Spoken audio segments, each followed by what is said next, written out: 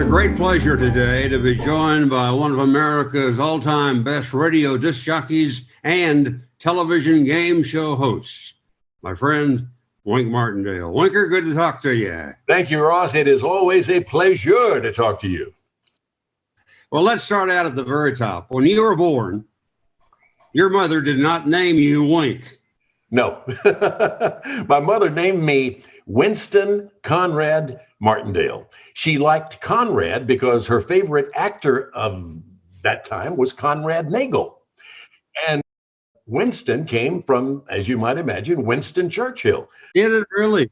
Yeah, he was another big hero of hers. So that's where my name came from. And then growing up in the neighborhood, a kid that I played with when we were 7 or 8 years old, he couldn't say Winston, and it came out sounding like Winky. So I became Winky Martindale. And then, of course, you don't get in this business with a name like Winky. So I shortened it to Wink, and it served me well. How long was it before you became Wink?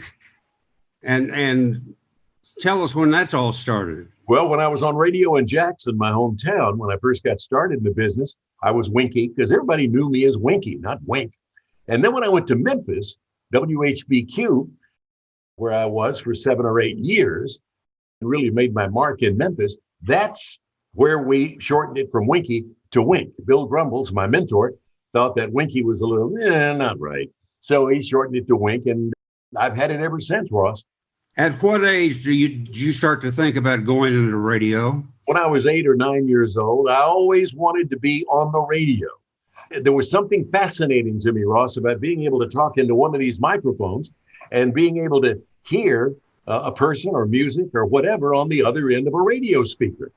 So from the time I was old enough to know what a microphone was, what a radio was, I wanted to be on the radio. All right. Tell us about Life magazine. Life magazine was a pictorial that my dad used to get every Christmas. He was a lumber inspector, and he didn't make a lot of money, but every Christmas he got a crisp $100 bill and a year's subscription to Life. So I grew up, Ross, reading the pictorial Life magazine. And every time it would show up in our mailbox, I would grab it, go into the back bedroom of our little 3-bedroom house on Burkett Street there in Jackson, close the door, rip out the advertisement pages, and I would pretend I was on the radio. So I would ad lib commercials around those advertisement pages, and it served me well because it did teach me how to not only sell, but to ad lib, commercials over the years.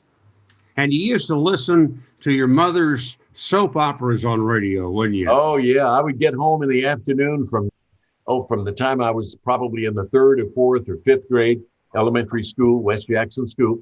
And I'd come home and Mom would listen to Stella Dallas and When a Girl Marries, the story of mother love and sacrifice. And Lorenzo Jones and his wife, Bill. They all, 15 minutes each, and they were lined up for like 3 hours in the afternoon. Yeah. And she would listen to all of them. And so that, of course, interested me even more as a youngster into radio. And then on Wednesday nights, Ross, you might find this interesting. On Wednesday nights, my favorite show over the years, from the time I was, I guess, around 10 or 11 years old, was Mr. District Attorney, champion of the people, guardian of our fundamental rights to life, liberty, and the pursuit of happiness. Now listen, I sometimes can't remember my name, but I still remember this opening to Mr. District Attorney.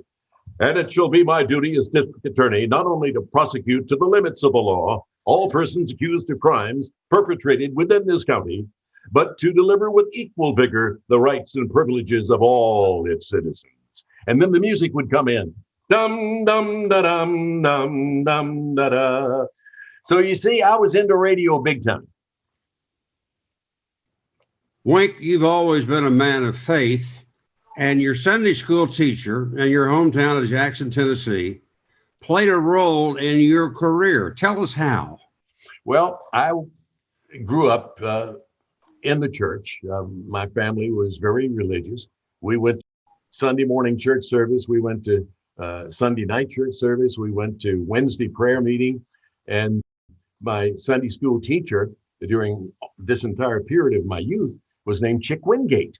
And Chick Wingate just happened to be the manager of the smallest of three radio stations in Jackson, WPLI, owned by the mayor, Mayor George Smith.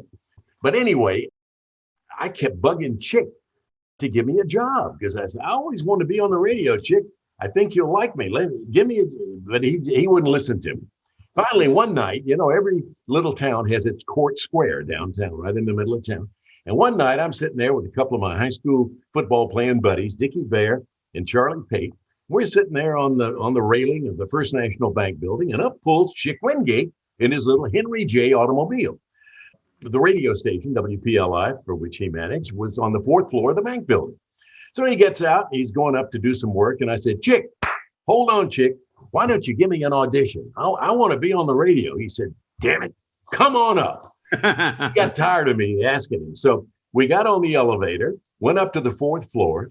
He ripped some Associated Press news wire off, gave me a couple of commercials to read, sat me in front of a microphone, and little did he know that I had been rehearsing for this moment for a lot of years, reading those advertisements from Life magazine. So I was a pretty good salesman for a kid of 17. And I went through those commercials like Grant going through Richmond. And I went through the news copy very well because I always took pride in my reading. I was always a good reader. So he said, wow, that's not bad. He said, you come down here after school tomorrow. I was a senior in high school. Come down here tomorrow. I'll have Mayor Smith here, go on the station, and he will hear you do the same thing. And if he likes you, chances are he'll give you a job. Well, I couldn't wait for school to be out the next day. I got on my bicycle, came down from Jackson High School on Allen Avenue. It was about 30 minutes, a ride to downtown, and went upstairs. And sure enough, Mayor Smith was there. They sat me in front of the microphone. I did the same two commercials, the same news wire. And Mayor Smith looked at me and said, son, you got a job. Paid me $25 a week. And that was my introduction into radio. Did you try to emulate any other disc jockey? I mean, did you listen to other DJs to get ideas? There was a DJ in Memphis during those days that we all listened to in Memphis as teenagers, because at WHBQ in Memphis, they came into Jackson like a local. They were a 5 kilowatt clear channel. And we used to listen to WHBQ. That was my dream station. That was my dream job, to get to WHBQ, because they played more music than anybody else. And there was an afternoon DJ who had a mellifluous voice. Is that the right word? His name was Dick Covington. He did a show called Covington's Corner, and he had this marvelous voice. And I remember as a DJ or as an announcer on WPLI and then later WDXI in Jackson, I used to try to emulate him. I would try to throw my voice down where his was. And I'm sure I sounded stupid doing it. But in answer to your question, there was him. And there was a guy before him on that same station that I listened to for years. His name was Bill Gordon. And he was enormously successful in Memphis, and then went on to Cleveland, Ohio, and then to New York City, and was enormously successful. So a long answer to your question, yeah, those two people I emulated over the years, Ross. Another station in Jackson offered to double your salary. That's right. I went from WPLI, my first station, to WTJS, which was the Jackson Sun. They owned the newspaper, the Jackson Sun. That's what TJS meant. And they were a 1,000 watt station. So I went from a 250 to a 1,000 watt station. And I went from $25 a week to $45 a week. Ooh. And I was only there for a matter of 8 or 9 months until I got a call from the 5,000 watt station owned by a very wealthy man by the name of Aaron Robinson. And little did I know, he had been listening to me when I got started in radio in Jackson, and he really liked my style or whatever. And so he had his secretary, Ruth O'Neill, call me one night. I was on the air on WTJS, and she said, Mr. Robinson would like to meet with you. And I was so excited because that was the station.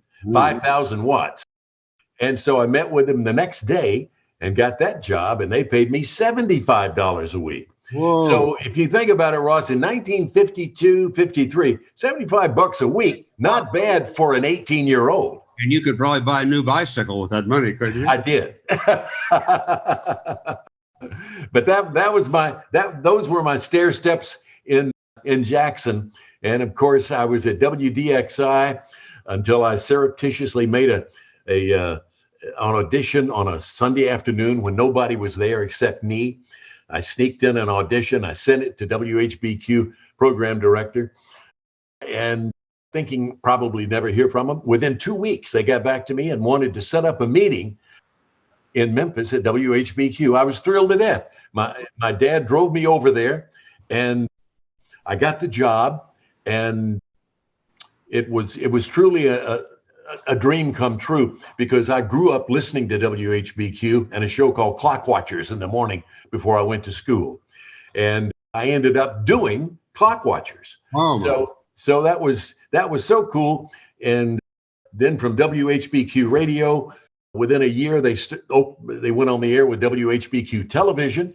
And my mentor, Bill Grumbles, came to me and said he wanted me to do a kids show. Would I like to do a kids show?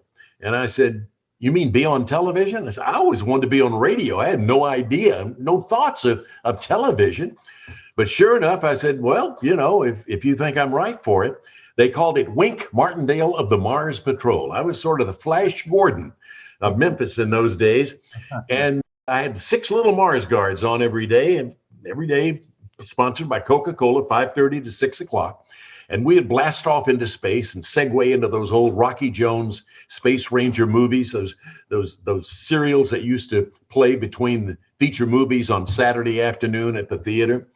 And we'd play about 5 or 6 minutes of that and come back, and I'd interview these kids. And it was great experience for me, Ross, because if you can learn how to interview a kid 6 or 7 years old, you can interview anybody. So again, Art Linkletter made a history of that, didn't he? Yeah, kids say the darndest things, and I can guarantee you he's right. Yeah. So I did that, and the show took off like a shot. It was an enormous hit, and I did that for a couple of years until it played its course. And then Mr. Grumbles put me on the air I was sort of the Dick Clark of Memphis during American Bandstand days. I did one of those shows every Saturday. Let's go back to Mars Patrol. Did you dress up in a spacesuit? I had the turtleneck sweater, the lightning bolt across here, the epaulets. I mean, I thought I was hot stuff, Ross. If you could have bought me for what I was worth and sold me what I thought I was worth, you'd have made $1 million. But the show was enormously successful, and kids were waiting in line 10 deep to get on the show. And their moms and dads, or mom and dad, would bring them down in the afternoon. And it was just one of those. It was the early days of television in Memphis, and there weren't a lot of locally produced shows. And this one just took off like a rocket. I'm going to guess, Wink, that Teenage Dance Party was on before Dick Clark. No, actually, American Bandstand was already on, and because of its popularity, in fact, you might not know this, I've never talked to you about this, but I was one of a half a dozen guys up for that job on American Bandstand. Yeah, I'd imagine. Years ago, and I got to go to New York for an interview, but because Dick was in Philadelphia and was a very popular personality there, it was so close to New York, they chose him. But I did this show, and again, it was enormously successful. We did the same thing they did on American Bandstand. I'd have the kids dancing, and artists would come through Memphis and lip sync their hits. Did you have Elvis on there one day? Elvis came by and performed for you? Yeah, Elvis. That's another whole story if you want me to tell it. Yeah, we'll get to that in a minute, but Elvis was a guest of mine in 1956 in July. Yeah. And I had met him in 54 and was there the night he was discovered at WHBQ radio. So we became a friend that night. And as a result of that friendship, in 56, when he came back to Memphis from doing his first movie, Love Me Tender, he came on my show. I did the first filmed interview that was ever done with Elvis Presley. Did you ever want to be a sportscaster? Yes. As a matter of fact, that's why I used to pretend I was a sportscaster at the West Jackson Elementary School at recess. I would pretend I was calling a football game or whatever we happened to be playing in the yard at that time. Wink, how many radio and television stations did you work for in Tennessee? I worked for three radio stations in Jackson, PLI, TJS, DXI, and then I went to WHBQ in Memphis, and I was there for the entire time I was in Memphis. And then when I came to Los Angeles in 1959, I worked for KHJ, and then I went to KRLA, and then I went to KFWB. I never could hold a job, Ross. I was going to say that. You don't seem to have been too permanent anywhere you went. But you know, my dream job, again, in radio in Los Angeles was for the cowboy, Gene Autry.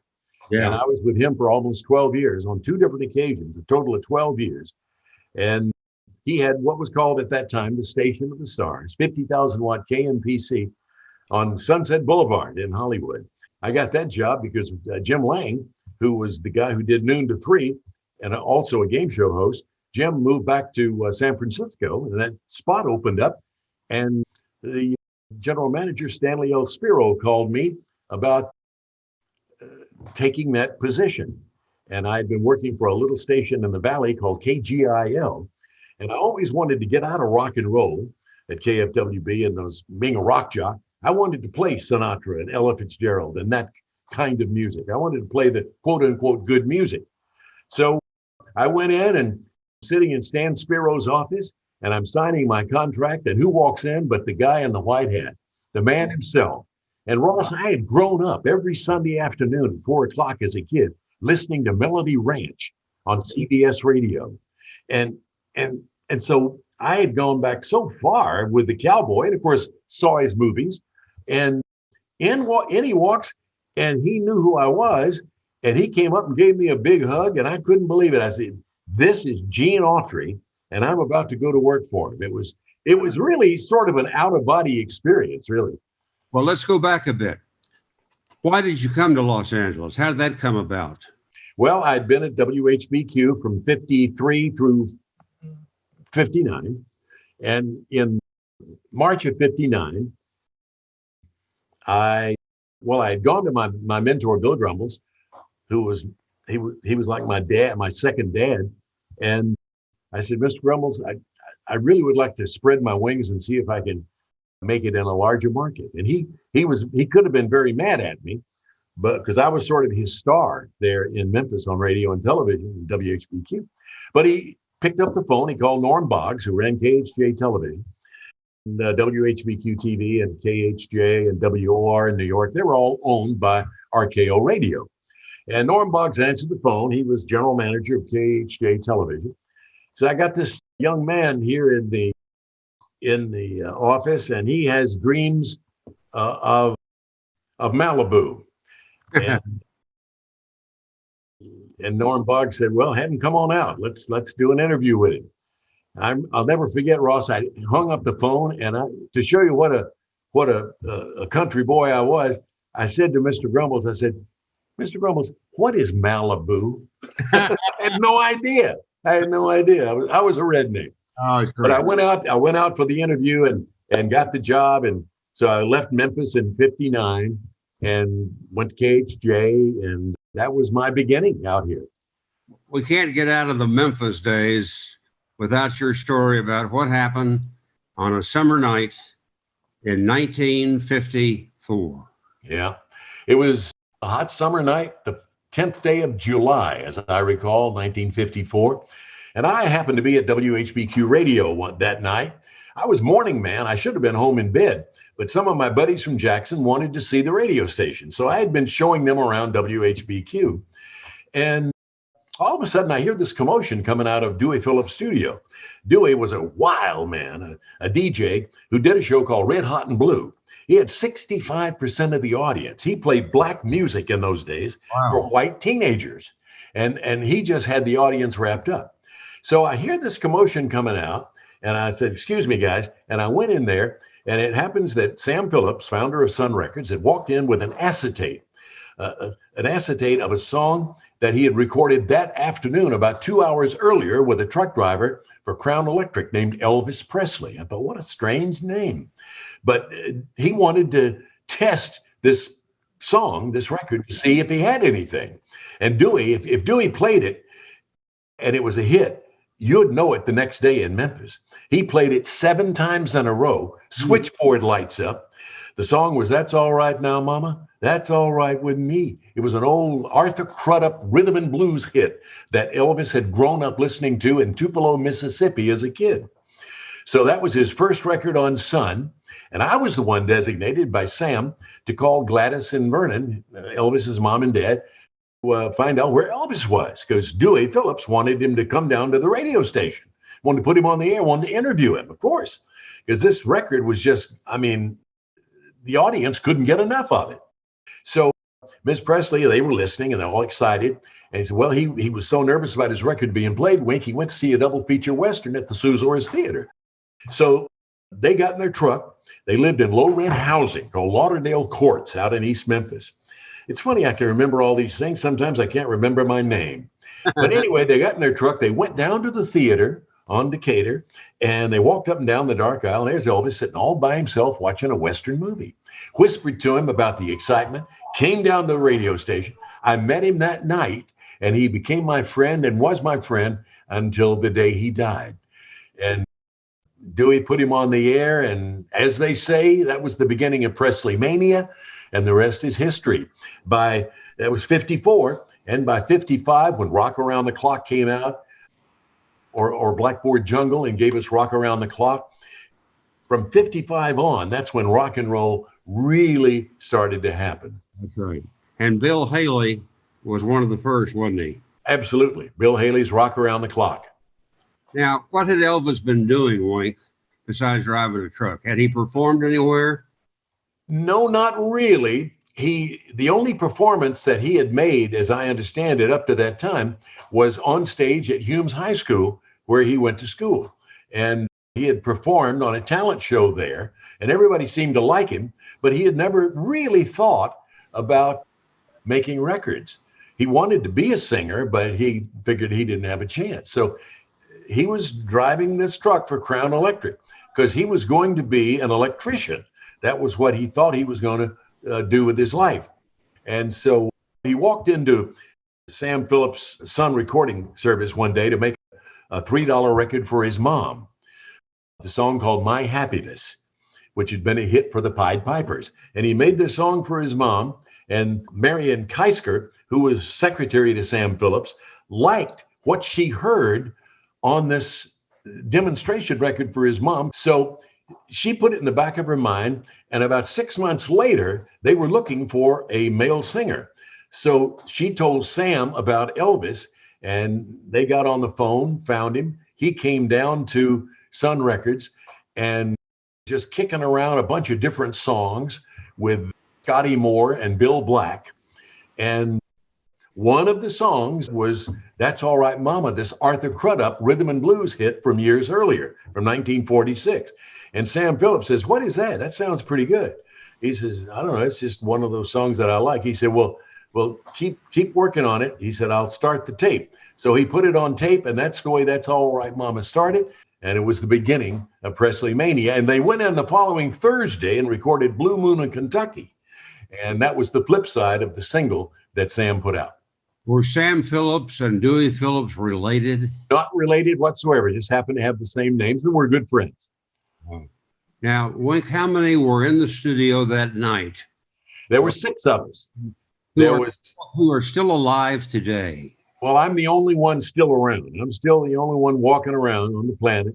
There was Elvis, his mom and dad, Sam Phillips, Dewey Phillips, and me, 6 of us. And they're all gone now. And I'm still around to tell the story. Wonderful. All right, you come out to Los Angeles, you get started, and along the way, you had a chance to do a rendition of, I guess you'd call it a spoken word song, Deck of Cards. Tell us that. Okay, in 1958, when I was still in Memphis, a guest on my dance party show was a gentleman by the name of Randy Wood. He was founder of Dot Records. And his preacher and my preacher were one and the same. And so my preacher said, Randy Wood's coming to town. He had known him in Gallatin, Tennessee. He said, would you like to have him on your show? You can talk to him about how he got Pat Boone started, the Hilltoppers, and Dot Records. And I said, oh, I'd be thrilled. Randy Wood came on my show. We had dinner after the show that night.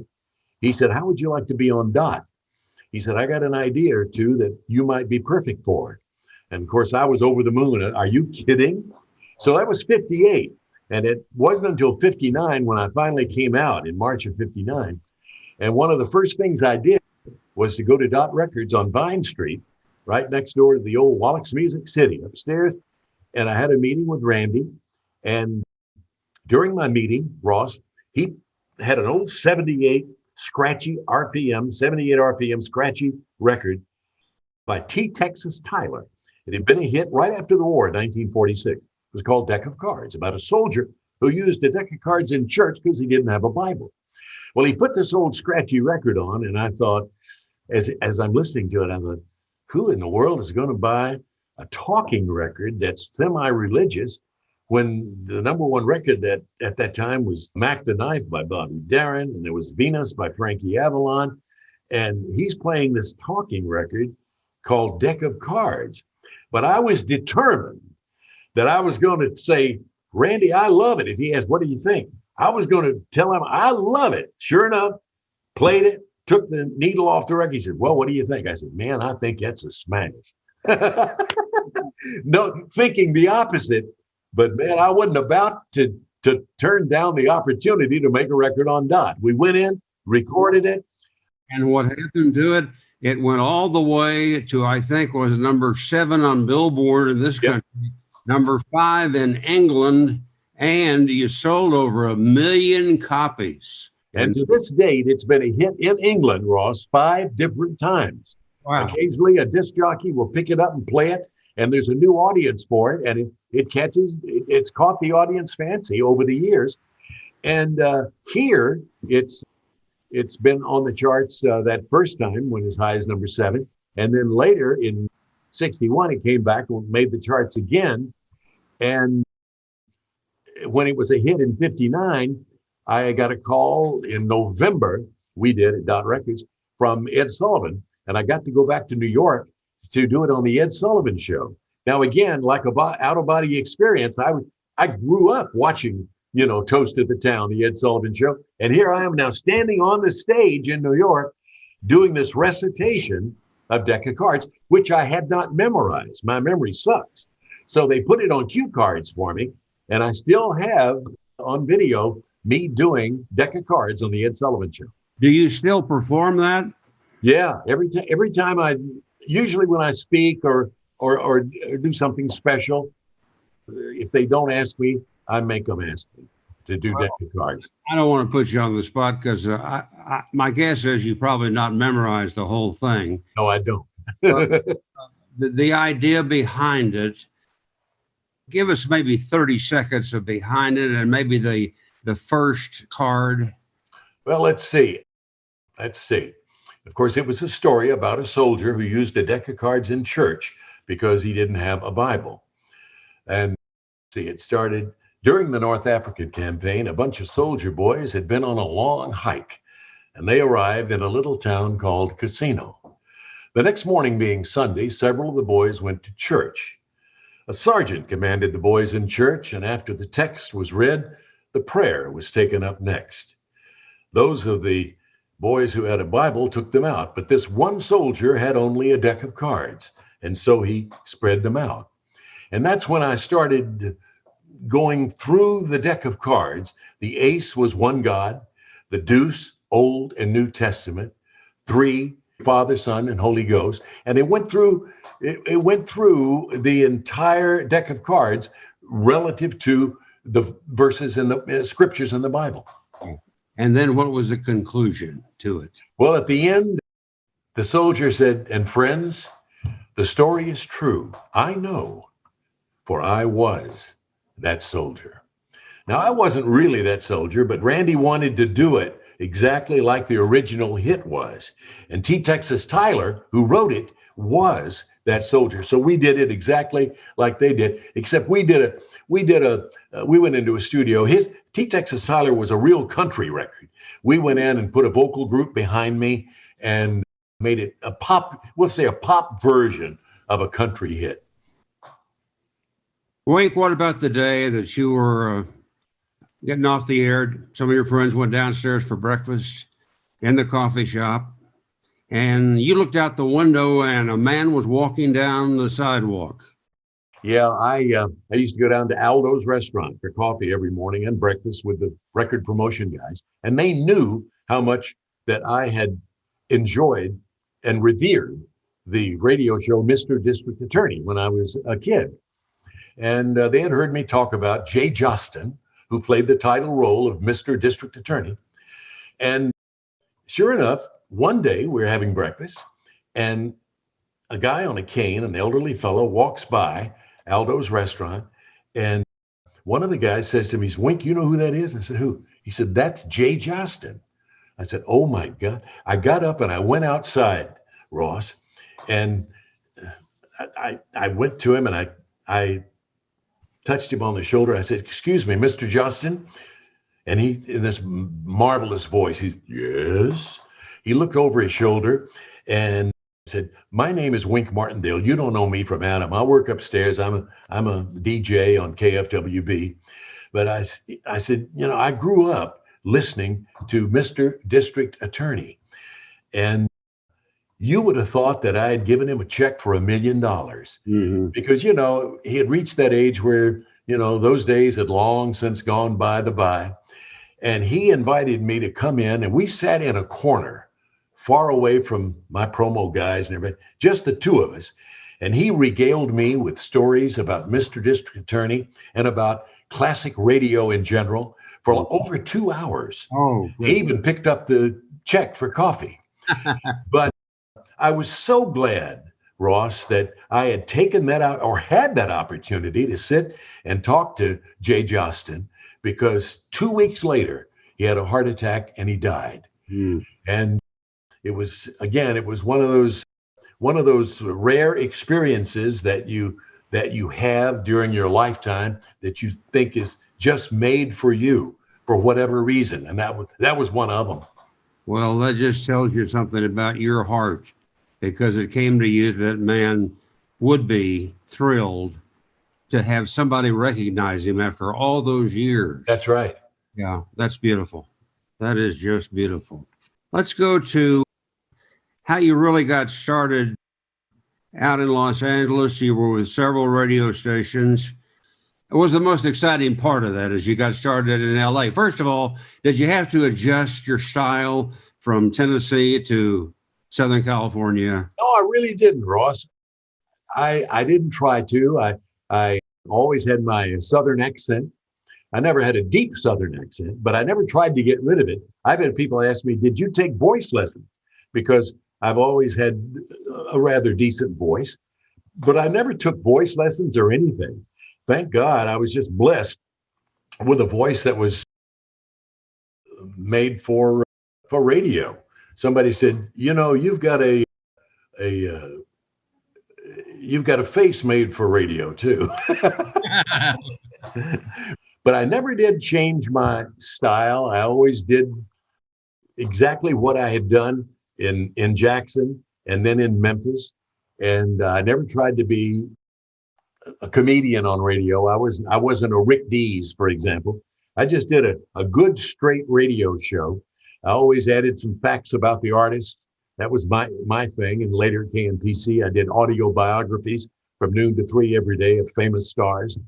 And that was sort of my thing. But no, I never really changed my style from what I was doing in Memphis to what I did in LA. Well, you touched upon that briefly, and I want to go back to it. I was always a fan of yours, and I think that's how we met one day. I told you. Well, you're a man of good taste, obviously. Well, that's true. That's true. And that's how we got together, and that has been a great friendship that we've had. But I want to talk about what you did in those days And I don't know if anybody ever did this, but I've got to tell you folks who are watching, Wink used to do the 3-hour radio program. I think it was noon to 3, KMPC. And he'd focus on one particular singer. And the singer might be in the studio. It might be a songwriter, but those were wonderful shows, the way you did that and produced that. I was always amazed how the editing came about and you did that. Talk a little bit about that. Well, when I went to KMPC and had the interview for the job with Stan Spiro, he said, if I give you noon to 3, what do you have in mind? Anything special for that time period? And I said, yes, Stan. I said, Mr. Spiro, there's always an idea I've had in my head about wanting to do what I called audio biographies. I would have, as you said, a Neil Diamond or a Barbra Streisand or even a Sinatra come in, and we would do the recorded interview, and that interview might last for sometimes 2.5 hours. I would edit the interviews, get rid of the stuff that didn't matter very much, and I would underscore the interview with a song like, if it was Neil Diamond and Sweet Caroline, during the interview segment, I would play an instrumental version of Sweet Caroline, and that would segue into him singing Sweet Caroline. When I did the Elvis Presley story, it was a week long, 3 hours a day for 5 straight days. And it still got the biggest ratings in the history of KMPC during that week. That was in the early 1970s. But that's what I enjoy doing, Ross. How did you insert the records, for instance? Did you time the record and put it in? Did you and Larry put it together and say, okay, we've got a space here between me leading into it and coming out of it? Or did you play the record live the day you did it? When I first started doing this format, we would add the music live every day. Yeah. And then I discovered it was so much more professional sounding when we were preparing these segments for the show, if we put the music, if we underscored the music, which led right up to the vocal part of the song Sweet Caroline, it sounded so much better. So we ended up during the latter years of putting it all together. In other words, it was a complete segment with music included, and that sounded so much better. And that's why when you listen, Ross, it sounded so professional and so good. And to this day, I've never heard anything like these audio biographies on radio. Yeah, that was my next question. Has anybody ever done what you did? I don't think so, because I don't think, it took so much time and so much effort that very few people, I think, that I've known would be willing to spend the time to make them come together. You know what impressed me most about your comments there? What? Frank Sinatra and Barbra Streisand would come in and give you 2 hours in the studio. It took me a while to get both of them. Did you? But they came in. Yeah. That's terrific. Anything else about your radio days before we move on to your fabulous television career? No, I would say this about radio. It's in my blood. I've often said, and I really mean this, that if I had to choose between one or the other, radio or television, I would take, even though there's a disparity between the money you can make between the two, usually much more in television, I would pick radio because it's so immediate. I love the idea that, for the most part, everything's not pre-recorded. In those days, we were doing it live. And there's something about the immediacy of doing a radio show live, whether you're playing music or whether you're doing a talk show or whatever. I love radio, and it's still in my blood. And in fact, this year, 2021, my partner and I are going to be doing a 2-hour weekly show on the history of rock and roll. In fact, it's going to be called The History of Rock and Roll, and it's going to be syndicated on radio for stations around the country. So I'm still there, Ross, still doing radio.